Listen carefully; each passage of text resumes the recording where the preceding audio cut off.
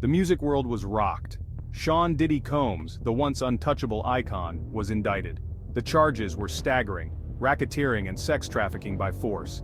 The indictment painted a dark picture. It alleged Combs used his vast empire for nefarious purposes. Sex trafficking, forced labor, and even kidnapping were mentioned. Combs, known for his lavish lifestyle, now faced a harsh reality. The indictment sent shockwaves through the entertainment industry. His carefully crafted image lay in tatters. The man who once exuded confidence and success was now facing serious prison time. Fans struggled to reconcile these accusations with the persona Combs projected. The man who spoke of love and positivity now stood accused of heinous acts. Behind the glittering facade of fame and fortune, a darker truth was emerging. The world watched, captivated by the unfolding drama.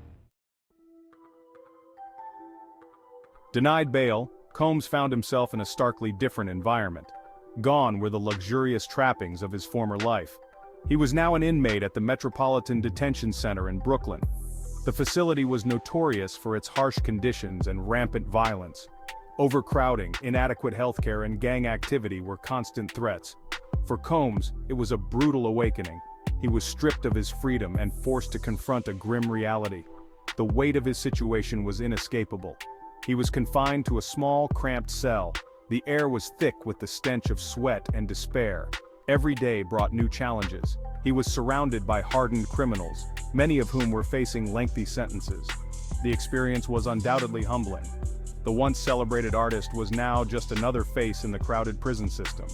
The contrast between his former life and his current reality was stark and unforgiving. The indictment seemed to open the floodgates. 11 civil lawsuits were filed against Combs. Each one contained damning allegations. They painted a picture of a man who abused his power and influence. Women came forward, their stories echoing similar themes. Thalia Graves became the 11th plaintiff. Represented by high-profile attorney Gloria Allred, Graves accused Combs of a horrific crime. She claimed he and his bodyguard, Joseph Big Joe Sherman, brutally raped her. The alleged assault took place in the summer of 2001 at the Bad Boy Records studio. Graves alleged that the assault was filmed and shared without her consent. Even more disturbing were the allegations that the video was sold as pornography. The lawsuit sent shockwaves through the entertainment industry. The lawsuits painted a disturbing pattern of behavior. They portrayed Combs as a predator who used his wealth and status to silence his victims. Gloria Allred's involvement in the case was significant. Allred was a renowned women's rights attorney. She had a reputation for taking on high-profile cases and winning. Her presence signaled that the allegations against Combs were being taken seriously. It also meant that Combs was facing a formidable opponent. Allred was known for her tenacity and her unwavering commitment to her clients. She had a track record of holding powerful men accountable for their actions. Her involvement in the case against Combs sent a clear message. The victims would not be silenced. They would have their day in court. Allred's involvement raised the stakes for Combs. Section 5. Diddy's defense strategies and challenges. Combs vehemently denied all allegations against him. His legal team, led by Mark Agnifilo, was preparing a vigorous defense. Their strategy was multifaceted. They would attack the credibility of the alleged victims.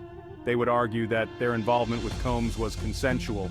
They would portray Combs as a victim of extortion attempts. The defense faced an uphill battle. The sheer number of accusations was daunting. The involvement of Gloria Allred added another layer of complexity. One of the key challenges facing the defense was the alleged existence of incriminating videos. These videos, if proven authentic, could be extremely damaging to Combs' case. The defense would need to cast doubt on their authenticity or argue that they were taken out of context. Section 6. Silence and speculation. The music industry reacts. The music industry watched the unfolding drama with a mixture of shock and skepticism. Some artists remained silent, unwilling to comment on the allegations against one of their own. Others expressed disbelief, struggling to reconcile the accusations with the man they knew. The allegations against Combs had sent ripples throughout the industry, forcing a reckoning with its own history of silence and complicity. Some artists, however, were more vocal. Rapper Suge Knight, currently serving a prison sentence, offered a scathing critique.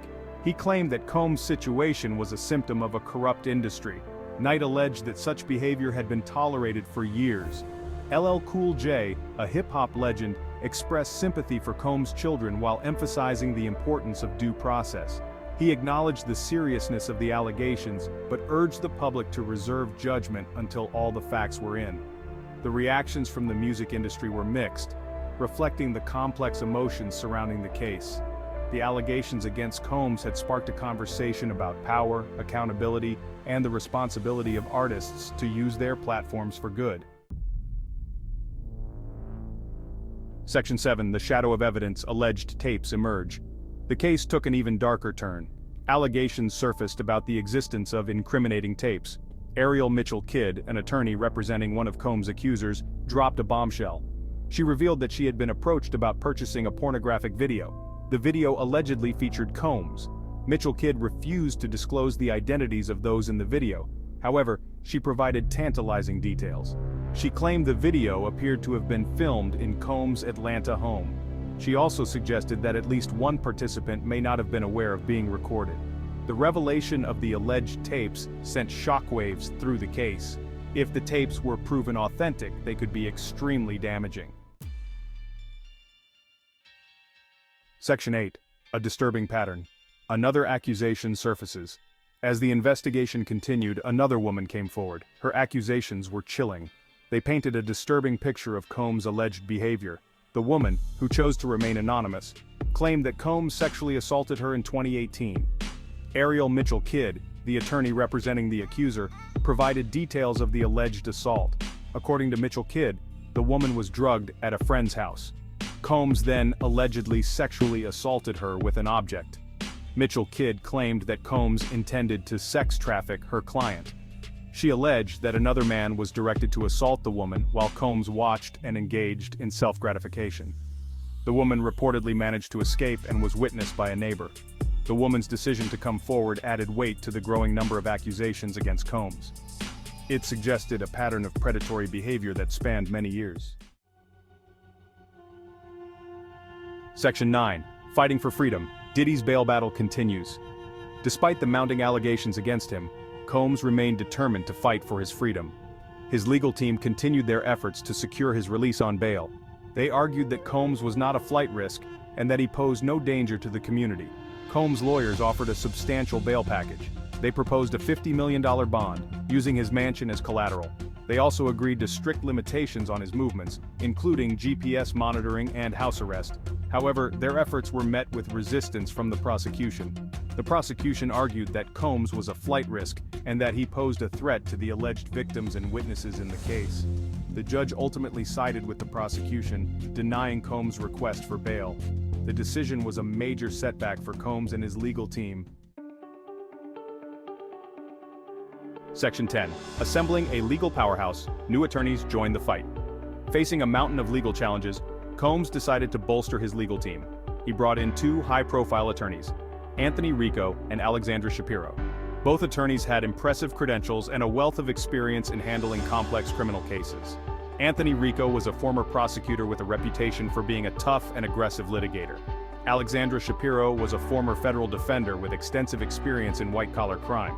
The addition of Rico and Shapiro to Combs' legal team signaled a more aggressive legal strategy. It suggested that Combs was prepared to fight the charges against him tooth and nail. They filed a third appeal challenging the judge's decision to deny Combs bail. The appeal argued that the judge had erred in denying Combs bail and that the conditions of his detention were overly restrictive. The addition of Rico and Shapiro to Combs' legal team injected a renewed sense of hope into his defense. Section 11. A legacy tarnished, the uncertain future of Diddy. The allegations against Sean Diddy Combs sent shockwaves through the entertainment industry and beyond. The once celebrated icon was now facing a very uncertain future. His reputation lay in tatters, his legacy forever tarnished by the accusations against him. The case against Combs was far from over. He faced a long road ahead, filled with legal battles and public scrutiny. The outcome of the case remained uncertain. The accusations against him were serious, and if convicted, he could face a lengthy prison sentence. Regardless of the outcome of the case, Combs' legacy would forever be intertwined with these allegations. The case also sparked a broader conversation about the treatment of women in the music industry and beyond.